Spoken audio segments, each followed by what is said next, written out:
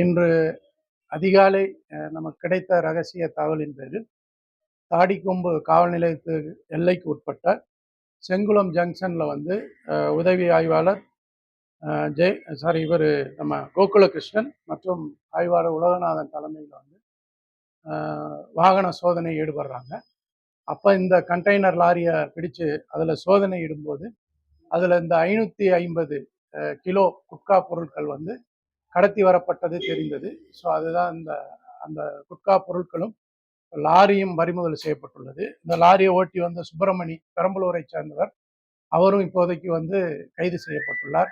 விசாரணையில இருந்து பெங்களூர்ல இருந்து இது வந்து அந்த எம்டி கேன் எடுத்துக்கிட்டு கொச்சின் வரைக்கும் போகுது. அதுல வந்து இந்த திருட்டுத்தனமா இந்த குட்கா பொருளை எடுத்துட்டு வந்து இவங்க வந்து தேனி வழியா போறாங்க. எங்க அவங்க சப்ளை பண்ண போறாங்க அப்படின்றது எங்களுக்கு தகவல் கிடைத்திருக்கிறது. அதே போல வண்டியின் உரிமையாளர் இவர்கள் மேல் நடவடிக்கை எடுக்க தனிப்படையினர் வந்து முயற்சி செய்து வருகிறார்கள்.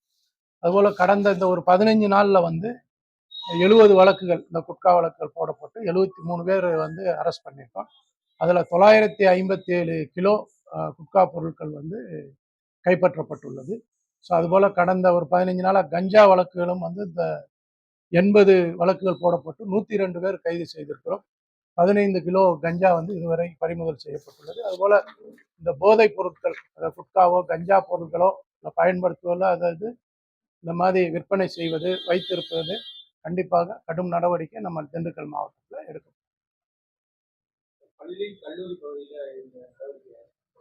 ஆமா, கண்டிப்பா. அதாவது பள்ளியில வந்து பள்ளிக்கூடத்துல இருந்து 100 yardsல வந்து எதுவுமே புகையிலை பொருட்கள், ஈவன்ஸ் பீடி சிகரெட் கூட விற்பனை செய்யக்கூடாது. ஸோ அது வந்து நம்ம ஸ்ட்ரிக்டா இது பண்றோம். அப்படி ஏதாவது அந்த பள்ளி அந்த விற்பனை செய்தா அவங்க மேல வழக்கு போட்டு அந்த ஷாப்பை கூட சீல் பண்றோம். இதுதான் நான்